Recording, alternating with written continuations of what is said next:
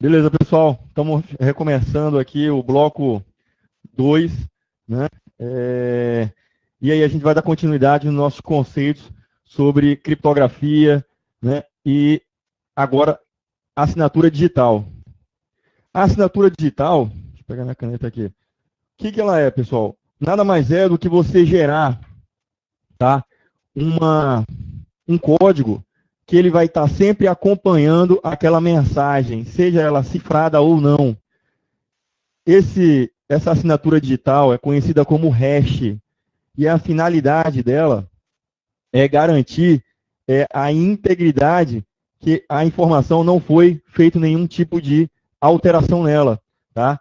Ela vai garantir o não repúdio, tá certo? Porque, digamos o seguinte exemplo, você passa uma mensagem de e-mail para alguém e essa pessoa recebe aquela mensagem acompanhada de um hash, tá? A princípio, aquela mensagem, você tem como avaliar se ela sofreu alguma alteração no meio do caminho, porque ela vai ter o seu hash ali, que aquele código que foi gerado de hash, ela diz respeito a toda aquela mensagem lá, tá bem?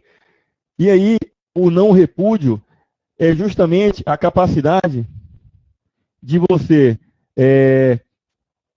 não poder negar que aquela mensagem que você recebeu, ela estava íntegra. Porque alguém podia dizer, não, eu não recebi a mensagem de forma íntegra, veio alterado. Não, está aqui o hash. Né?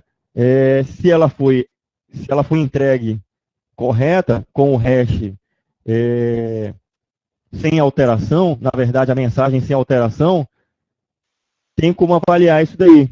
Tá? Se sofreu alguma alteração depois, aí foi alguma ação pós aquele recebimento da mensagem, tá? A pessoa não vai poder repudiar isso daí. Então, ó, a função também que é primordial para as assinaturas digitais, tá? É em relação à autenticidade da mensagem. Não é o sigilo, olhem aqui, não o sigilo. Por quê? A autenticidade é justamente porque você vai garantir que aquela mensagem ela foi entregue da forma como era para ser entregue. Tá? Agora, se ela for capturada no meio do caminho e for alterada, né? Se ela for capturada não tiver criptografia nenhuma ali, naquela mensagem não tiver sido cifrada, alguém vai poder ler aquilo ali e saber o conteúdo. A única função dele é justamente preservar a integridade, tá? O não repúdio e a autenticidade, que aquela mensagem ela foi entregue autêntica, tá bem? Isso baseia-se na ideia de criar um hash a partir de um trecho da mensagem, tá? Só tem finalidade você usar hash para um trecho de mensagem. O hash é muito utilizado aonde? Naquelas, por exemplo, o MD5,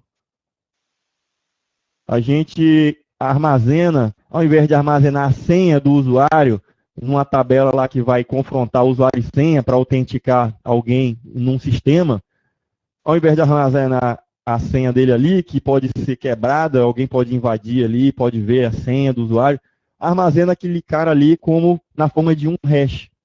Né? Então, toda vez que você realizar uma operação de verificar a senha, de validar lá no login do usuário, que ele digitar a senha dele, aquele valor que ele digitou vai ser convertido num hash.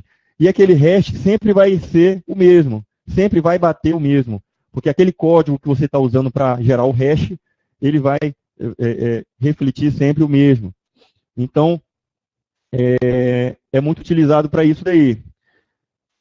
O resultado dessa função de hash, tá certo? Resulta numa string de tamanho fixo. Tá? Essa string de tamanho fixo é chamada de sumário.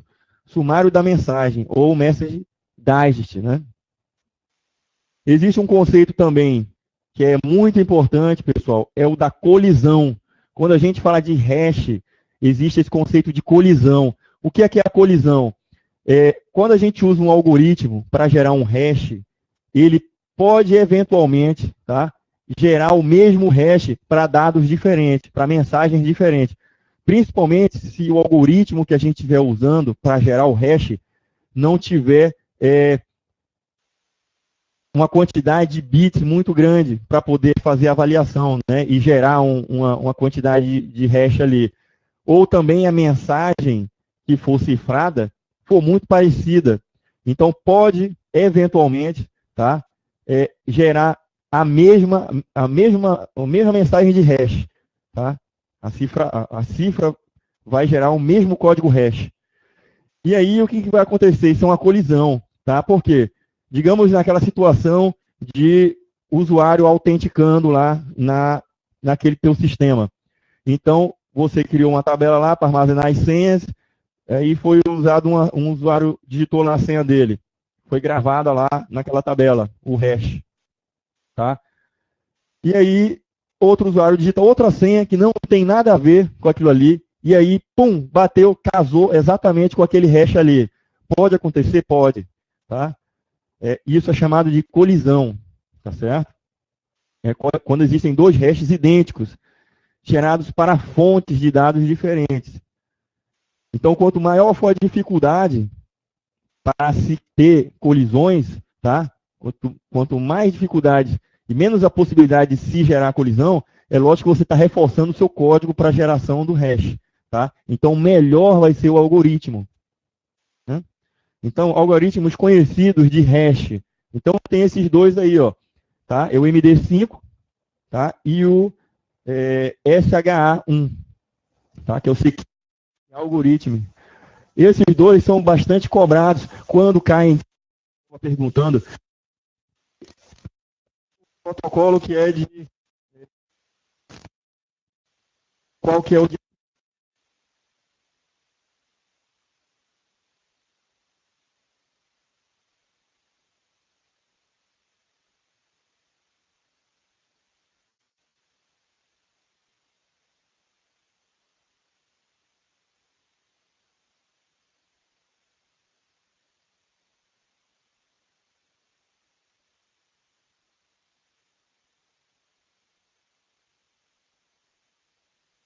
Beleza, pessoal. A bateria tinha acabado. Voltou o áudio, né?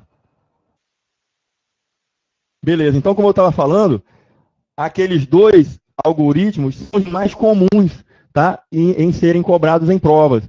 Então, quando confrontam ali conhecimento de qual é o protocolo que gera, algoritmo que gera chave simétrica, assimétrica e hash, aí o hash sempre aparece com esses dois aqui, ó, tá?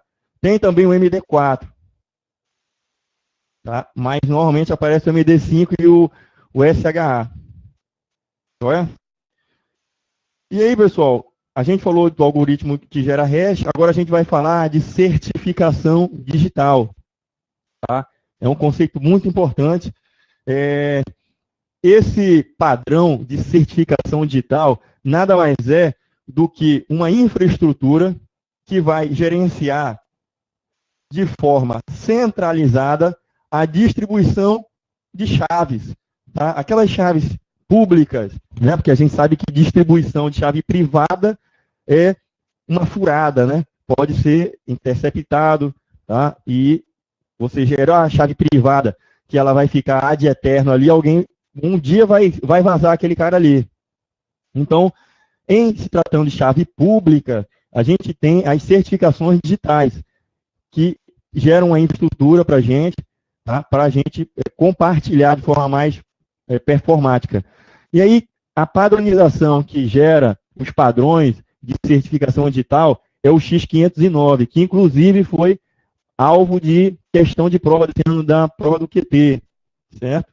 Então, ó, ele é o padrão de criação, tá? Que foi criado pela ITU, tá certo?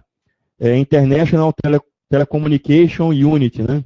Para gerenciamento dos certificados, tá? Ou seja, é o banco de dados dos certificados, tá? Que devem ser, que seguir essa padronização aí. Aí a gente tem, tá? O PKI, que é o Public Key Infrastructure. Esse cara é quem gerencia de forma centralizada toda a infraestrutura de chave pública, por exemplo, de um país. A gente tem o Brasil aqui como exemplo, a gente tem o ICP, que nada mais é o ICP do que o KPI, né? Só que ele está em português aqui, né? Então, é o ICP, Infraestrutura de Chave Pública, ICP, tá? E aí o ICP Brasil, ele é mantido, tá? Pela instituição do governo federal, tá? E aí, essa infraestrutura compartilha aí com diversos outros órgãos, tá? Que são as unidades certificadoras, as autoridades certificadoras. A gente tem o SERPRO, né? Tem a Caixa Econômica Federal, né? Banco do Brasil, o CERT-SAIM, vários outros. Então, ó, a gente vai mostrar a hierarquia, vai ficar mais fácil de visualizar isso daí, tá? Então, a infraestrutura de chave pública vai fornecer toda essa infraestrutura para a gente. E ela segue uma hierarquia. Logo abaixo dela, no nível 1, abaixo dela, a gente tem as autoridades certificadoras, tá? Quem são esses A6, autoridades certificadoras? Tá? Elas gerenciam a distribuição dessas chaves, tá? O ICP delega para essas entidades a gestão dessas chaves. E a gente vai ver que as autoridades certificadoras, elas têm 2 níveis. Tá? E eu vou explicar mais à frente como é que acontece isso aí. A gente tem um conceito do certificado. O certificado é o elemento mesmo que o usuário vai receber, que ele é a chave pública, tá certo? E ele tem uma concessão, um período de tempo. Ele pode expirar, né? A gente tem as autoridades regionais, tá? As autoridades regionais são as entidades que os usuários vão solicitar aquela unidade, aquele certificado, né? A gente tem o CLR, certo? Que é o Certification Revocation Unit, aliás, LIST, né? Certification List Revocation, tá? Tá só invertido aqui. Então, são as listas, tá? De todos os certificados que expiraram, que foram revogados, ou revogados de forma explícita, tá? Porque, por exemplo, pode acontecer o seguinte cenário: uma chave pública foi comprometida, aliás, uma chave privada ou a pública. A pública não, porque a pública ela é de conhecimento geral, né? Mas, digamos, a chave privada foi comprometida. Então, vai ser gerado uma nova chave privada e uma nova chave pública. Então, a gente tem que revogar todos os certificados que fazem uso, todos os certificados da chave pública que foram distribuídos, que ele se liga lá com aquela entidade para fazer a negociação e verificar a validade, né? Então, não está mais válido, é preciso revogar. Então, é a revogação explícita. E também tem aquela revogação implícita, que é aquela que existe a expiração do tempo. Então, ó, vamos falar aqui um pouquinho sobre a infraestrutura de chave pública do Brasil, tá? Então, é a KPI brasileira. O KPI aqui, pessoal, não é aquele Key Performance Indicator, não, né? Que a gente vê aí. Mas é o Key Public Infrastructure, né? Infraestrutura de chave pública. Ela é mantida pela ITI, tá? Que é o Instituto Nacional de Tecnologia da Informação, tá? Esse é um órgão, tá? É uma entidade do governo que está ligado diretamente à Presidência da República, que faz essa gestão de certificados, tá? Na verdade, ela gerencia a autorização, tá? Para as autoridades certificadoras. Aí entra o SERPRO, né? Entram alguns bancos, o CERT-SAIM e assim sucessivamente. Essa infraestrutura, tá? Que existem servidores, né? Existem hierarquias para poder existir uma comunicação, né? Do elemento mais inferior, que é o usuário, até a unidade raiz, né? Que está lá sendo mantida pelo Instituto Nacional, né, de Tecnologia da Informação. Tá? Aí ele tem um comitê lá, esse comitê é quem gerencia as normas, as regras, né, sobre o uso das autoridades certificadoras para toda a infraestrutura de certificado digital no Brasil, certo? E a autoridade máxima, é por isso que está aqui, né, o Instituto, tá, de Tecnologia da Informação.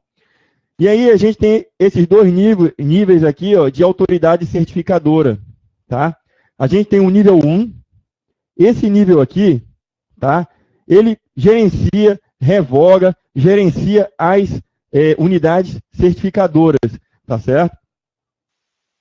Só que esse cara aqui tem um poder muito grande. Quem que é esse cara? Esse é o primeiro servidor que aquela instituição ela recebeu para fazer gestão de certificados.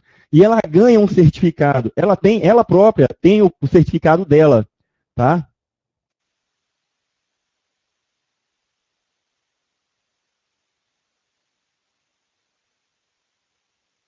Ela tem um certificado próprio e ela está subordinada na hierarquia àquela unidade raiz, certo? E o que vai acontecer? Esse primeiro nível, normalmente, o que acontece? Esse cara aqui, esse servidor, ele não pode sofrer nenhum problema de interrupção, tá? De creche, interrupção não, de creche. Porque se ele crashar de algum problema e não tiver redundância, então tudo que tiver para baixo é invalidado, tá? Normalmente, o que acontece nessa infraestrutura aqui? Esse servidor aqui, tá? Digamos aqui que aqui é o Serpro, né? Esse do primeiro nível aqui, essa máquina aqui, ela foi configurada, gerou os certificados, e gerou os certificados para essa outra máquina aqui do nível 2. Esse cara aqui, tá? Eu desligo ela, tá? Tiro ela da rede, guardo ela num cofre, essa máquina aqui, ela não pode, de forma alguma, ser perdida, porque se eu perder ela, eu perco essa comunicação aqui, ó, com a raiz, tá? Ela é a máquina mais segura, é o nível mais, digamos assim, importante da autoridade certificadora. Ela que autoriza a instituição, o Serpro, ou a instituição Caixa Econômica, ou a instituição CertSign, de funcionar como autoridade certificadora. A partir do momento que eu já tenho a infraestrutura dela montada, e ela armazena esse certificado, eu posso tirar ele fora do ar. Eu não mexo nele mais. Não é ele quem vai pagar os certificados, quem vai fazer a gestão de certificados para baixo. Não é. Tá? Para os usuários finais, né? Então, o que acontece? Eu tenho um segundo nível, tá? Esse segundo nível aqui, ele também vai fazer a emissão, revogação, gerenciamento de certificados digitais, certo? Só que ele não é da unidade, da autoridade certificadora, ele é aquele que vai trabalhar com as autoridades regionais, tá certo? Ou se não tivesse a figura da unidade regional, com o usuário final, tá?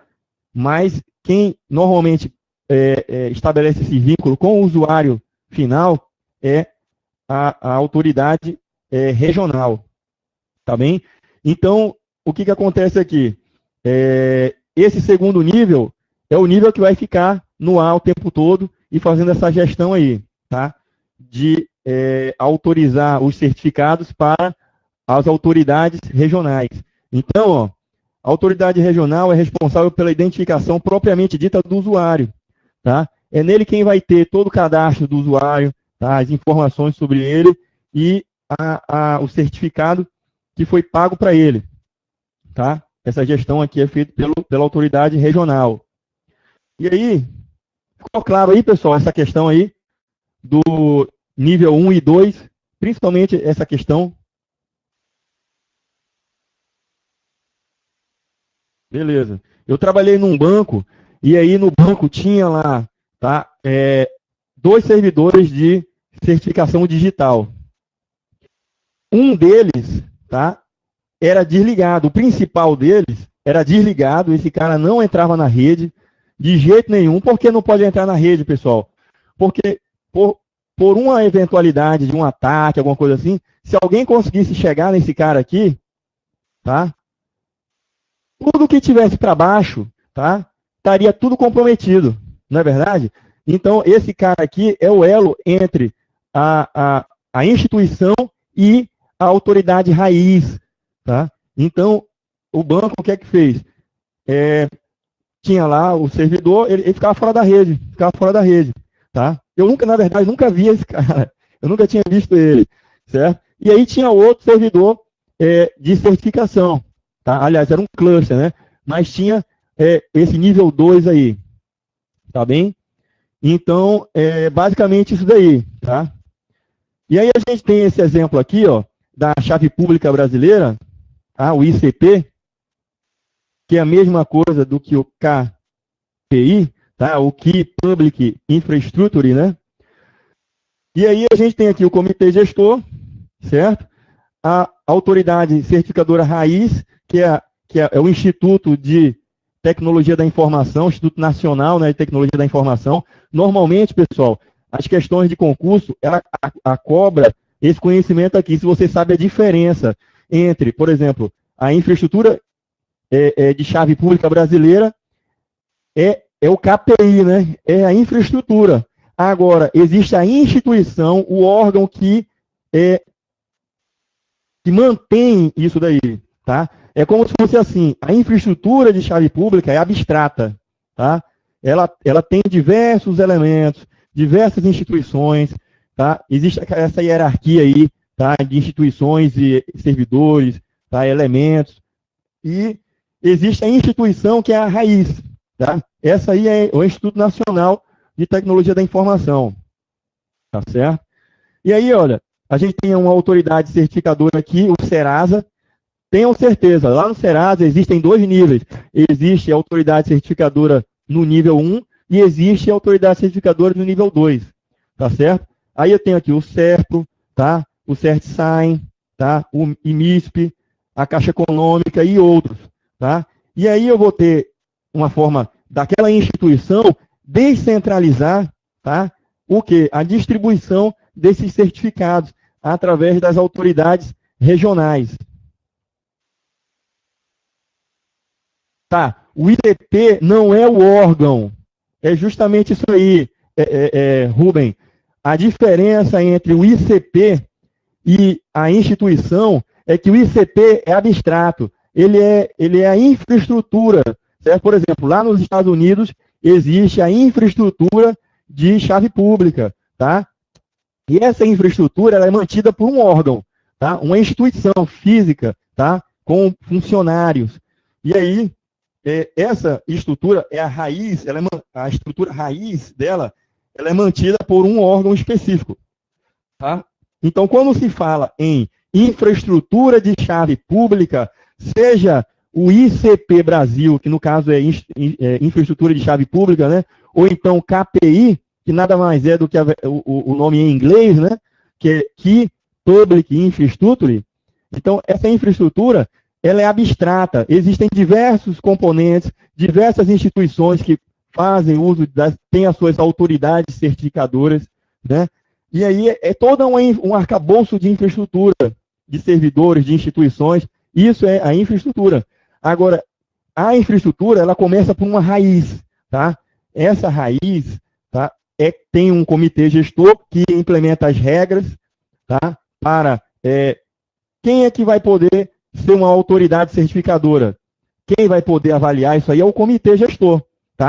E esse comitê gestor, da onde é que é?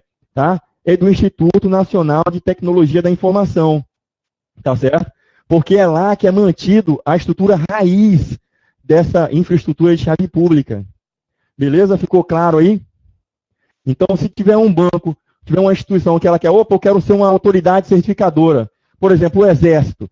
Se o Exército não tem uma infraestrutura de chave pública subordinada a o ICP Brasil. Não está, certo?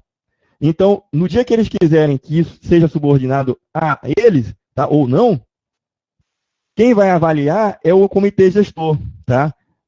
E aí, pessoas que são membros desse comitê estão lá no Instituto Nacional de Tecnologia da Informação.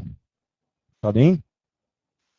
E aí a gente falou aqui das autoridades regionais, tá certo? Que acaba descentralizando um pouco essa gestão de pagar, né, um certificado digital, e aí é na ponta da linha lá que você, de repente, pode ir num cartório aí, fazer uma solicitação, e aquilo ali depois reverter para você num certificado. Na verdade, aquele cartório vai estar subordinado a uma dessas autoridades certificadoras aqui, eu não sei se é o caso Caixa Econômica, aliás, ou Serpro, entendeu? Não sei bem ao certo a quem ele estaria subordinado, um determinado cartório que pague ali, se você consiga gerar um certificado digital para você, tá certo? Mas ele vai estar, essa regional, subordinado à autoridade certificadora, e a autoridade certificadora sempre tem 2 níveis. E aí, continuando sobre essa distribuição de chaves, tá?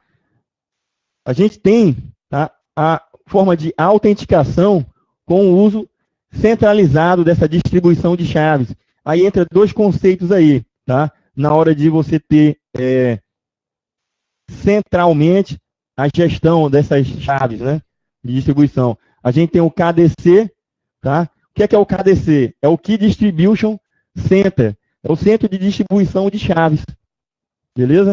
Então, ele gerencia a autenticação do usuário e troca dessas chaves, tá? Porque você pode, vamos supor, na sua empresa, você tem lá uma infraestrutura de chave, certo? Que gera certificado para os seus usuários.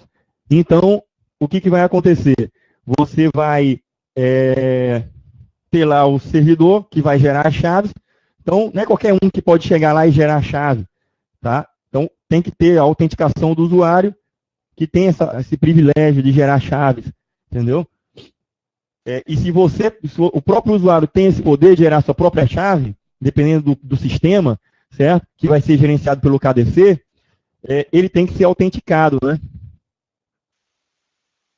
Então, o KDC resolve o problema de gerenciamento em ambiente de milhares de chaves. Então, imagina a sua empresa que precisa distribuir chaves para diversos funcionários.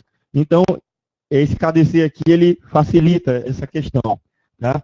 A gente tem o Kerberos como sendo também uma implementação do KDC, tá? E a gente tem o Kerberos aonde? Por exemplo, implementações de comunicação em rede ali com o Windows usa o Kerberos, certo?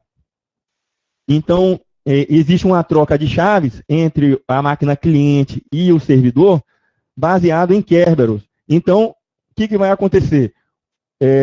As 2 máquinas, tá? A máquina cliente vai receber uma chave pública para poder fazer essa comunicação. E quem faz essa gerência dessas chaves, tá? Vai ser o Kerberos, que é o KDC, né?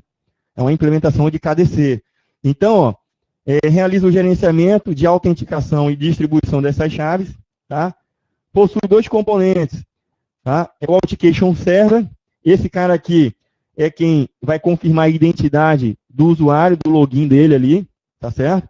E o Ticket Grant Server. Esse cara aqui é quem vai emitir os tickets, os bilhetes, tá? Nessa negociação, nessa comunicação entre o cliente e o servidor de KDC, né? Beleza, pessoal? Alguém tem alguma dúvida aí sobre essas questões aí de chave pública, privada, né? O ICP Brasil e essa parte aí de Kerberos e KDC? Joia, então vamos avançar aqui. Outro conceito também é em relação aos protocolos seguros, tá? Eu estou trazendo aqui, mas a gente tem um dos capítulos que é só sobre rede. A gente vai esmiuçar alguns protocolos em relação lá às camadas, né? E o que ele fornece para a gente. Então, ó, falando de forma bem genérica aqui, sobre protocolos seguros, né? E aí vamos falar de rede sem fio. A gente tem o EP, tá? Que é o Weighted Equivalent Privacy. Esse cara, ele é o elemento mais trivial de algum tipo de criptografia da negociação ali, tá? De autenticação com uma rede sem fio. Só que esse cara, ele é vulnerável, porque foi descoberto lá, sei lá, bem uns 15 anos atrás, que existia vulnerabilidade, foi explorada, E aí, para resolver esse problema, foi criado um outro protocolo, tá? Que aí veio logo em seguida, foi o WPA, tá certo? O app, ó, só uma informação, ele se baseia no RC4, que é vulnerável, tá bem? É chave privada, né? O RC4 é chave privada, tá? Simétrica. Então, ó, eu vou ter lá o WPA, tá certo? Que vai dar uma garantia no Wi-Fi, tá? Ele é considerado uma atualização lá do app. Beleza. A gente tem uma versão mais segura do WPA, que é o WPA 2, tá? A gente tem o WPA 2 utilizando o AES, né? O Advanced Encryption Standard. Ele vai usar esse padrão aqui. E aí tem lá todos aqueles protocolos lá desse padrão que podem ser usados para implementar WPA 2, tá certo? Ele é usado em conjunto aqui com o TKIP, certo? Com chaves de 256 bits. A gente tem outro protocolo que é de segurança também, mas esse aqui é para Bluetooth. Então, toda aquela comunicação que você faz via Bluetooth, você pode ativar, tá, essa criptografia aqui, esse protocolo Safer Plus, né? Em relação a correio eletrônico, aí a gente tem essas possibilidades aí para gerar segurança. Joia? A gente tem o PGP, tá? Que é o Pretty Good Privacy, né? Garante privacidade, autenticação e não repúdio, tá? Então, privacidade, se ele vai garantir a privacidade, quer dizer que ele dá criptografia naquela comunicação. A autenticação, então ele pode estar usando aí para fazer essa autenticação o hash, né? Também. E não repúdio. Não repúdio é uma característica do hash também, né? Ele é um protocolo de assinatura digital, beleza? E a assinatura digital utiliza hash, né? E de criptografia. Então ele utiliza esses dois elementos aqui, ó. Tá? A assinatura digital mais criptografia. Tá? Então ele vai servir principalmente para trafegar mensagens eletrônicas aí de forma criptografada. A gente tem o PEN, certo? Que é o Privacy Enhanced Mail, tá? Enhanced em inglês quer dizer melhorado, né? Então diversos protocolos, às vezes ele aparece lá no final dele assim, ó, né? Para você estar associando ao enhanced, né? Ao melhorado, tá? Então ele garante privacidade, autenticação e não repúdio também, certo? As chaves são emitidas através de certificação digital, tá? Nesse padrão X509, beleza? Então, ele nunca entrou em operação. Quando se cogitou o pagamento pela emissão de certificados, a indústria não se animou para fazer o uso desse cara, tá certo? Então, visto que o PGP já fornecia a mesma funcionalidade, sendo que de graça, né? Então, ele foi um protocolo que não vingou. A gente tem o S-Mine, tá? Esse cara que é o Security Mine, né? Garante privacidade, autenticação e não repúdio, que são as características principais quando a gente trabalha com correio eletrônico, né? Tentar garantir ali uma privacidade, autenticação e não repúdio. Sobre os protocolos seguros, aí a gente tem aqui esse, né? O SSL, que é o Security Socket Layer. Fiquem ligados aqui no acrônimo, né? É o protocolo da camada de transporte, tá certo? Pode ser considerado, na verdade, não é de transporte, tá, pessoal? Vou ajustar aqui. Cara, não é da camada de transporte. É da camada de seção, tá? De aplicação, né? Depende, se você estiver levando em consideração o protocolo TCP/IP, ele é da camada de aplicação, né? Porque na camada de aplicação do TCP/IP, eu não tenho aquela subdivisão que tem no OSI, tá? Aplicação, apresentação e sessão. Mas esse cara, pelo modelo OSI, ele é sessão. Porque ele estabelece aquela seção segura, não é isso? Ele estabelece a seção segura. A gente tem o OpenSSL, tá? Que é o serviço de conexão ao terminal seguro, gera uma criptografia, tá? Na conexão, na camada de transporte. Aí, novamente, aqui, mesmo conceito, ele faz a criptografia, não é na camada de transporte, porque a camada de transporte é TCP e UDP, tá certo? E aí eu tô criptografando as mensagens que estão na camada de cima, tá? Aí eu tenho o conceito de Hurt Bleeding, né? Que foi aquele bug que explorava a vulnerabilidade aqui do OpenSSH, o OpenSSL, né? Eu tenho o TLS, que é o Transport Layer Security, tá? É o antecessor do SSL. A gente tem o IPsec, tá certo? Que é o IP Security Protocol. Vai fornecer criptografia no nível de rede. Então tem que ficar bem claro isso aí, pessoal, tá? A diferenciação. Quando eu estou tratando desses caras aqui, né? Eu estou na camada acima. O IPsec está na mesma camada do IP, né? A gente tem o IP e tem o IPsec.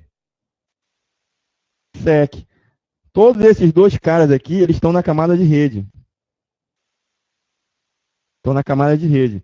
Em cima aqui, aí existe o TCP, tá? E o UDP. Esses caras, eu não criptografo ele, eu vou criptografar, tá certo? Usar algum algoritmo no cabeçalho dos protocolos aqui de cima, tá certo? Aí eu vou usar o SSL, tá? O TLS e assim sucessivamente. A gente tem o conceito do DNSSEC. Esse cara aqui utiliza criptografia de chave assimétrica, ou seja, lembra do DNSSEC? Eu tenho lá um servidor DNS. Normalmente ele não dá segurança. Um usuário que faz uma solicitação de resolução de nome, ele vai ser retornado, não vai ser criptografado essas mensagens, né? E aí o que vai acontecer? Pode existir no meio aqui, tá? Aquele main in the middle, né? Ou o DNS poisoning, né? Que é o envenenamento. Então, o cliente que fez uma consulta lá, ele vai ser direcionado, vai ter uma resposta de DNS aqui equivocada. E ele vai ser direcionado para um lugar errado. Aí, esse cara aqui vai se aproveitar no meio do caminho, né?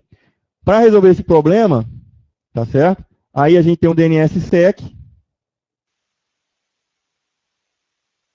tá? Que aí ele gera um canal aqui.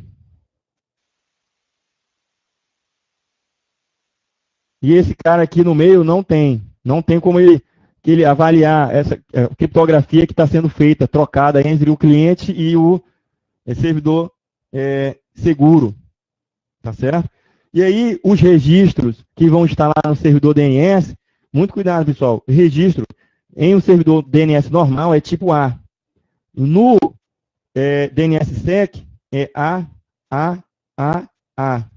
tá certo?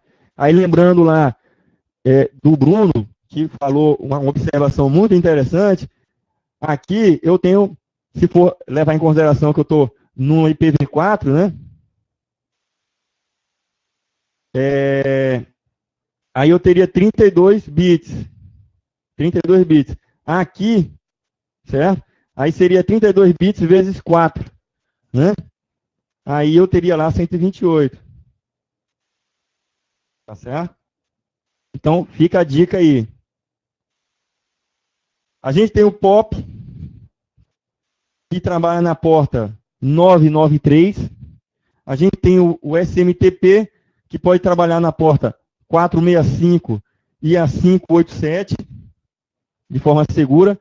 O HTTPS, tá, de security, vai trabalhar na porta 443. E aí, pessoal, outro conceito, na parte de segurança, desses conceitos elementares que a gente está vendo, a gente vai explorar ao longo outras coisas também, mas tem esse conceito aí da esteganografia, tá? Inclusive foi alvo da prova do ano passado.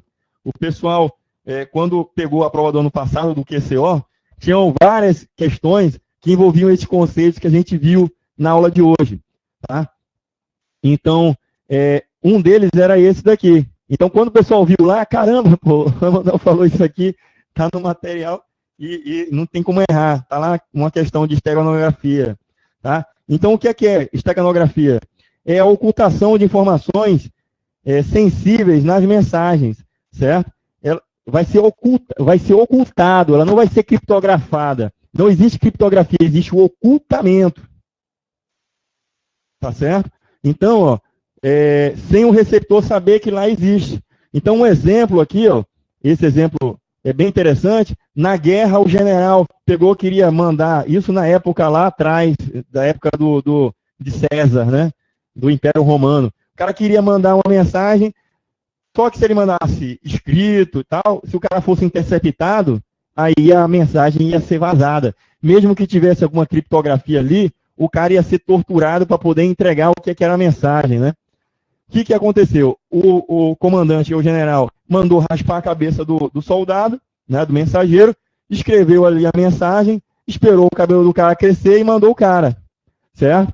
Então, só a mensagem só iria ser descoberta, tá?